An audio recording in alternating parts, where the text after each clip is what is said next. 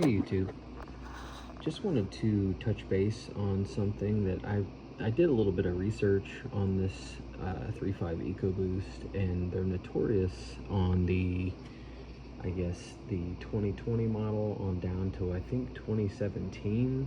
Don't quote me on that, but I believe it's 2017, where they have a failure on the, let's see if I can get you zoomed in here. So basically, a lot of people are having issues to where the coolant lines on the heater core itself start to seep, and actually what is failing, it's actually not just the lines, but Ford came out with, and I believe this is one of the last revisions so far, and they've changed them quite a few times, it sounds like, but they've always had push connectors, but there were different types that were, I guess, a pain to get off. But what actually fails is you've got the seals that are in here that can tend to fail, but what really is the failure point on these is, if you can see right there, Ford has chose to make their hoses with these plastic Ys, and they're basically seamed in, and it's what holds them together. But right there at that seam line, it will actually crack and bust, and it gradually starts to seep at first, but what happens is over time it starts to leak, and you honestly don't even know it, because usually, as you can see behind there, that Y is directly over the turbo down below, so there's a lot of heat in here, and it starts to split, whether it's on the front side or the back side, and you get a white residue that starts to build up in there, and then essentially it gets worse to where it just blows and can leave you stranded. I just recently did this repair, and like I said, I could not find, I found a lot of these that were getting replaced, but a lot of people weren't going back with the Ford lines. I've heard people say that Ford says that this is like a 60 to 90,000 mile service is kind of how they look at it. I did go back with, OE Ford hoses. This one has 80,000 miles, so it lasted quite a while. One thing I did want to touch on is, as you can see in there, let's see, that little quick disconnect there, it actually has these little clips that are built in on that tubing, and as you can see, they have an in there, and I don't know if I can get you down in there to see, but basically there towards the, I guess, the bottom of this, there is this little ledge here, and what I found is there were a lot of people saying that you have to push these together, and actually not the case. You honestly just need to get something into the groove to grab this, and you can actually pop this completely off, and once it pops off, you can grab a hold of that tube and just pull it straight off. What I found is something like this actually got me down in there and was able to pop it right off. The other thing I didn't see a lot of people talk about, which is something I wanted to address, but these tubes run basically straight down through here, and they run right in between this intake here and this charge pipe here. So they run right in this little gully here, and they are zip tied in several places to each other, and they run straight through there. But what I didn't see people saying is there are locations to where this is actually zip tied to the manifold itself, and then when you get down into this end here,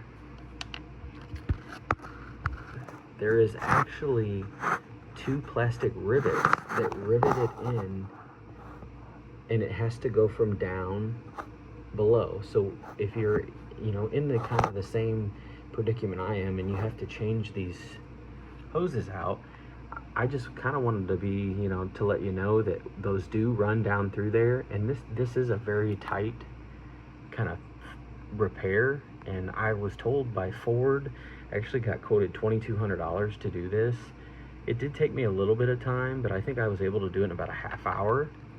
But yeah, that they end up running basically to here. And as you can see, I mean, they have a coating on them, some sort of heat wrap around them from factory. One has a hose clamp in there, and the other hose clamps down below. So one thing on the EcoBoost engine that I did not realize is they actually have a ton of coolant lines coming off of them.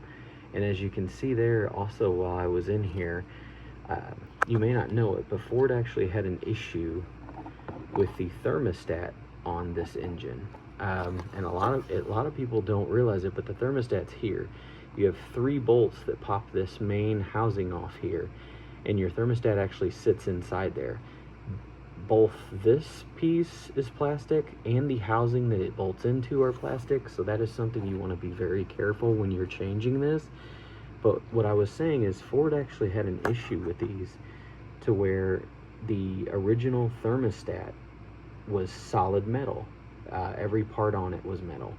And what actually happens is on the back side of the thermostat, and I see a lot of videos where people are saying that they're, they feel like their fans are running on high all the time. This most likely is your culprit. It's not making it overheat or anything like that, but what is happening is the back main part of this thermostat, the metal part, it actually, since it's metal to metal, over time it kind of corrodes, and it will actually hold that thermostat open, and it will just kind of hold it there. So coolant is still getting through or getting by. It's just not working as efficiently as it's supposed to. So what I did was I went ahead and updated that. The newer updated Ford part numbers, I don't know that right off the top of my head, but it's easy to find. I was really able to find it. When you go on, and I think even right now, and you type in like Ford Direct Parts or something like that, or even your local Ford dealer, they'll give you the part number. The only difference that I found on it, it looks like it even opens at the same temperature. But what I did find is their remedy for this is the main back flap, instead of it being solid metal, it is now a basically heat tolerant plastic. So that was their way of fixing that from holding. And I can tell you, just by putting it in there, the car runs cooler. And on these, with the trans coolers down the way they are, it makes everything run cooler. The trans is running cooler. I actually just got a new transmission put in this under Ford ESP warranty, thank goodness. Like I said, it's at 80,000 miles. And I mean, thank goodness that we were able to get that done, because I think it ended up being about a $12,000 repair. So far though, we haven't had a lot of issues out of this. I've been very happy with it. It's been a great vehicle for us. This is really the first kind of issue that I kind of foresaw, and I just happened to notice that it was seeping. But I actually went through and found, there were quite a few videos, but there weren't very many talking about like how, as far as routing these and running them out. And what I found, when I found these clips that actually hold and bolt to the manifold, it was something that kind of shocked me, because that wasn't out there. I want to say these 2 lines, I want to say that they're zip tied to each other in about 4 different spots. And then when you go to pull them off, like I said, there is a main plastic support right here. And they have push clips from the bottom that are holding them up into it. And you got to make sure when you put them back on, Ford does include those components. I would just make sure you get those back in, because there are a lot of spots on the cylinder head down there that get very hot, and they will melt these new hoses. But okay, that's it.